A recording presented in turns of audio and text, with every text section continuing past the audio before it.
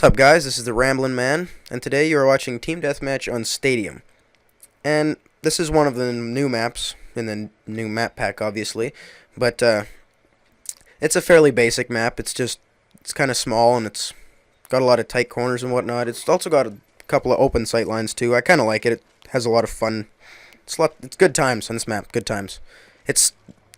When I saw this map just in the trailer on YouTube of this map pack, I was afraid this would be reminiscent of Nuketown, but it's not. It's bigger than Nuketown, and it's not so like just back and forth. It's more circular design, so it promotes a lot more varied gameplay, I guess I should say, than just two sides throwing themselves at each other like retarded dogs. But this map's a lot more fun than Nuketown.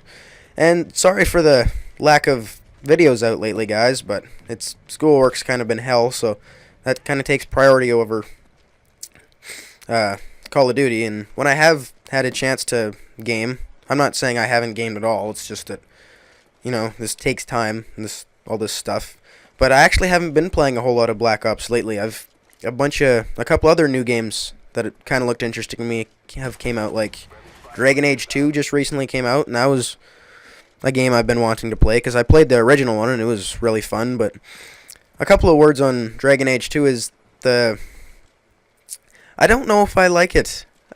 I did like it, but I think people got a little worked up over Dragon Age 2 because I think they were expecting this huge, amazing blockbuster game, and it was alright. Like, it was a fun game, but I don't know what it was about Dragon Age 2 that turned me off it, but I just felt like Dragon Age Origins, I don't know what it was. It just felt more epic, or what it was. I don't know. The combat in Dragon Age 2 is a lot more fun, but the storyline in Dragon Age 2, it's not quite as exciting. Instead of, like, fighting to save your homeland and whatnot, you're trying to make enough money to live in a mansion. And that's basically 75 to 80% of the game. For the last, 20%, you're fighting for things that actually matter. Up until that point, you're just dicking around. But two other games actually that I've recently played the shit out of were Dead Space 2, which, if you like getting the absolute shit scared out of you every second you're playing, I recommend that game. Because it is really fun, but it is so fucking scary. Sorry for the language.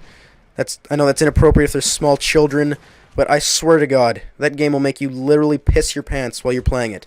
Because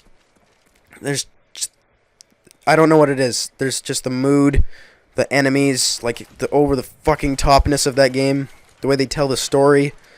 The whole package is just retardedly scary. And it was kind of a change for me because I typically completely stay away from all things scary. I don't like being scared. I don't know if it's just I'm an inherent coward or what, but I don't like scary movies, and I never really played horror games. That's probably the scariest fucking game I've played.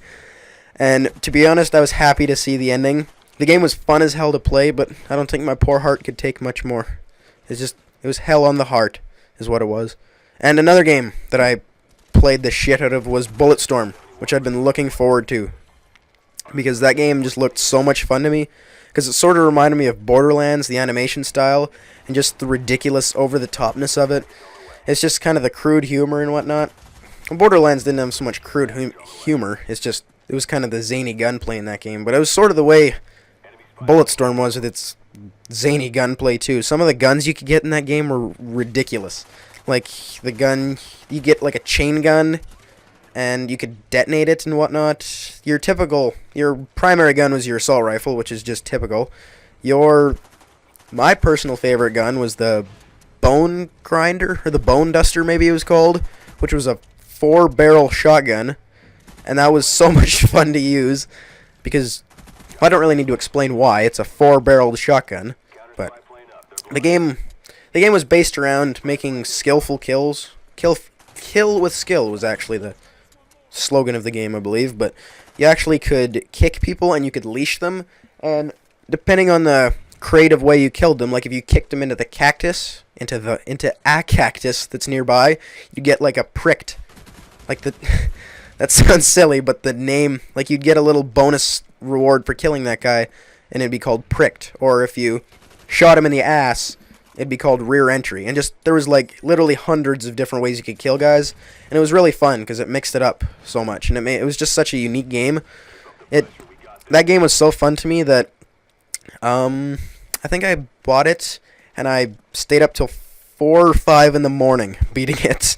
So that game was really fun to me, and I just played the shit out of it, and now I'm kind of burnt out on Bulletstorm.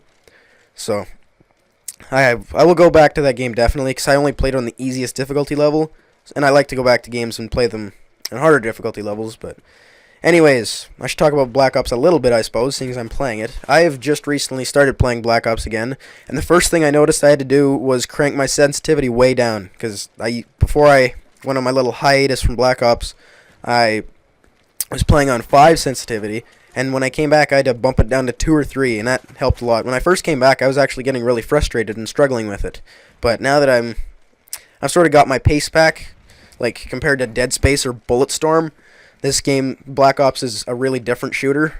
But now that I'm back in Black Ops, I'll definitely be recording more gameplay. So don't you guys worry about that, and thanks for watching. I'll put another video soon, I hope.